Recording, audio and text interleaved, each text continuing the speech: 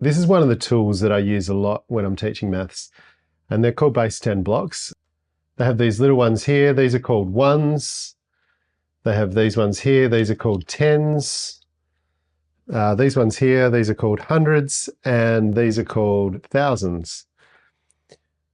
The reason these are so helpful is they're going to support place value knowledge. If I was to line up 10 of these ones,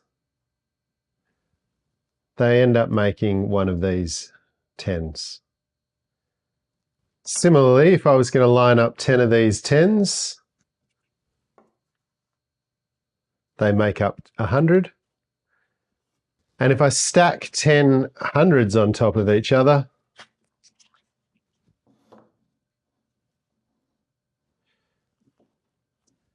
they are very similar to one of these thousands.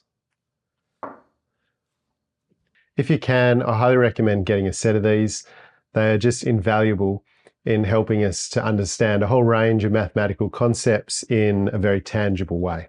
And with that, I'll see you in the next video.